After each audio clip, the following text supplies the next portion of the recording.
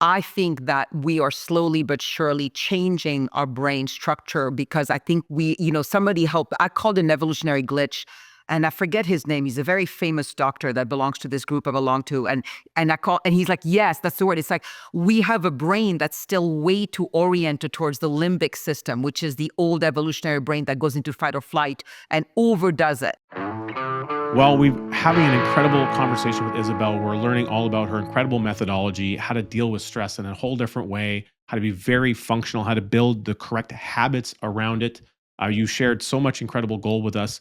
What I'm curious about is how would you help people really move the dial on this?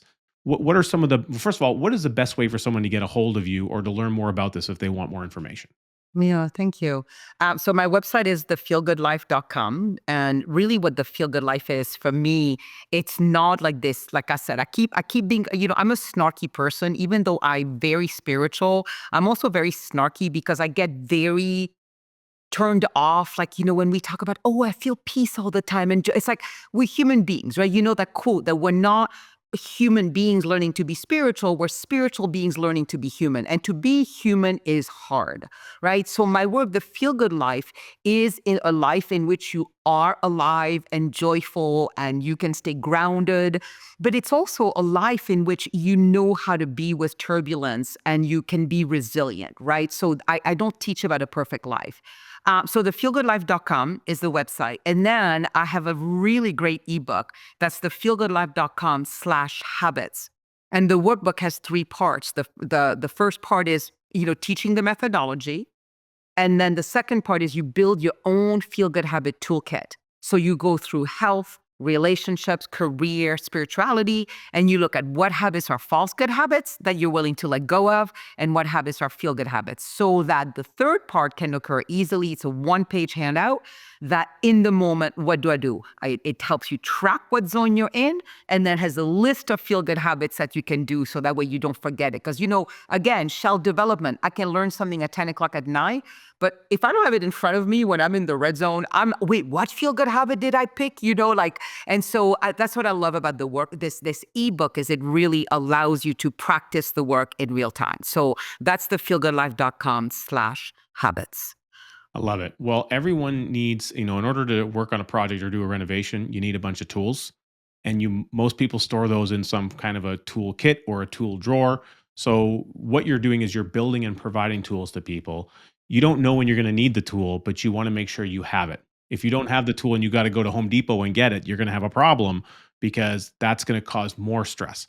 So making sure you have these things available, I think, is really key. And speaking of tools, before we started our recording today, we were talking about one that's one of my favorites, which is the Colby A Index.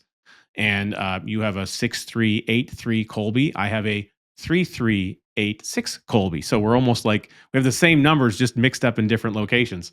And what's really fascinating about the Colby is to me, it's a tool in the toolbox. And that tool brings awareness. In order to make change, just like you identified behavioral change in a stressful environment, you first has to start with that awareness piece.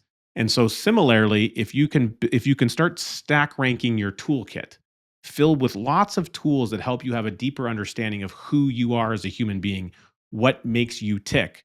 I believe Colby is a core element of that because it identifies your instinct, your natural way of going about doing things. And if something is natural to you, you're really going to be really good at it. If it becomes unnatural, just think for a moment of the experience of signing your name, if you're right-handed or left-handed. Now change hands and try to sign your name.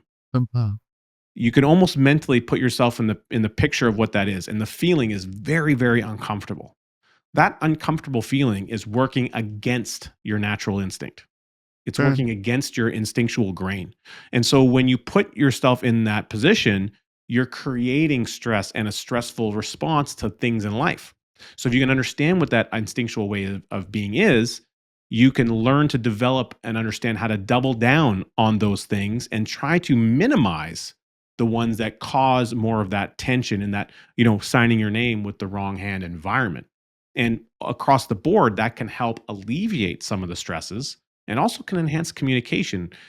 Going back to your circumstance, surviving through a marriage experience where your marriage ended up not proceeding. You guys called it quits, but you called it quits in an amicable fashion.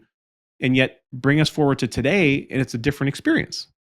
Well, yeah, I know. I always forget the part to talk about we're back together. We've been back together, and partly because of this methodology, there's no doubt we use the language all the time. This is one of the things I love about the methodologies. The language is so easy where one of us will say, "Hey, I'm in the red zone." And when I'm in the red zone, and this is true of a lot of women, I want to stay and repair now. That's what makes me go back to green zone. If we can say, "So what happened? Oh, I'm sorry," whatever it is. Brian, like men are from Mars, women are from Venus. Brian needs to go to his cave. And for me, when he would go to his cave, I would get even more red zone because I thought he was abandoning me. And so my nervous system. So, for example, he'll say, "Honey, I'm in the red zone. I don't want to talk right now. I need 30 minutes." So that's what we learned to do is like, Mm. just tell me you'll come back because I would get so dysregulated. And him, because he just needed space and he was doing a really good job wanting to take care of himself, I'd be like, "No, no, no, we got to talk about it now." So he'd get more and more red zone. And then he'd eventually say something really unkind to me to just try to get me off, him. And it's something I see in couples a lot that we have different. So think about this work. You have to learn about yourself and what brings you to the red zone and how to get out of it. And then as a couple, like, how do each of you respond in the red zone and how do you take care of yourself? And if you can talk about it, people teach this to their kids. Every time people learn this work, they automatically bring it to their kids because the kids get it, they love it. They don't have to tell mom, "It's because my friend didn't do this." And they don't have to explain. They just say, "Mom, I'm in the red zone. Give me a couple of minutes." Or, "Mom, I'm in the red zone. Can we talk?" Mhm. It's such fabulous thing. It takes away shame. It takes away a lot of having to explain things. It's just a signal that we need help and that either we'll take care of ourselves or we need support. Well, if you think about driving on the road and the red, yellow, green system works pretty much, globally to the degree that people develop the habit of being able to recognize their importance almost on autopilot. That is And I think correct. fundamentally that's what your methodology is helping people to do, but it's doing it now individually with yourself because you're on the road of life no matter what. You're going to be hitting stops and turns and all the things along the way. And so this really gives you the framework to start to solve that. I think it's fantastic. Now, we talked a little bit about, of course, all of your work in the past and becoming virtually expert level and well sought out for helping people with eating disorders. That's something that you spend a lot of time doing. You've kind of moved away from that, although you still have a degree of ability to help people there. Is there anything that you would like to maybe share for people who are either experiencing that or have experienced it in the past? What would you want to share with people who have a past in that environment and how they could seek some help or seek some clarity? I love that. So one of my core tenets is that everything we ever do, there's a line this teacher said is there's a perfectly good reason for everything we do. And when I heard that sentence, I was struggling with my eating disorder and I was like, "Wait, what? There's a perfectly good reason for this horrible thing that I'm struggling with?" Mm. And then what I started realizing is that everything we do is trying to meet a deeper need for peace, love, or joy. Everything we ever do at the very core. And so I started asking myself, well, how is this bringing me peace? Am I doing this behavior with food? What is it bringing me joy? And then to start asking myself, well, how well is it doing it? And then I'd be like, well, when I binge, I have peace for like 5 minutes, really. Like the endorphins come in, dopamine comes in, and then I have hell for the next 3 hours. And I started just working with like saying to myself, well, then what are other ways? What I really want is peace or love or joy, are there more effective ways for me to get peace, love, and joy? That's why people wanted to work with me with eating disorder. I didn't say this is bad, your behavior is bad if you drink too much or whatever it is, but it's like, what's the perfectly good reason for it? Is it working for you? And if it's not, can we find other ways for that beautiful sacred intention of you just trying to reconnect to your deeper self, which is peace, love, and joy? So if you're struggling with an eating disorder or whatever you're struggling with, know that you are just looking to reconnect to yourself, which is peace, love, and joy. And then ask yourself with no judgment, how's it working? And then find other strategies, other habits that might meet that need better. And that's a life-changing practice to do that because shame just perpetuates, right? The red zone. Shame doesn't work ever. loving ourselves and being curious about ourselves is the only thing that ever works. Wow, love that. That's fantastic advice. Makes me think of something I learned years ago. Again, actually from the same individual, Blair Dunkley. He just taught me a question that I've always resonated with, and it's what else might I do, or what else might I do specifically right now. So tweaking and changing that question to open up the space in the mind, and what might I do is the might question part of it opens up to possibility because you're not saying you're going to do it. You're That's just right. trying to figure out what you might be able to do. And even if it's silly or crazy, it just creates a new pathway for thinking in your brain. Sometimes we get stuck and we can't even come up with a new idea. You're writing a list and then you run out of things on the list. And you say, well, what else might I do that's not on this list?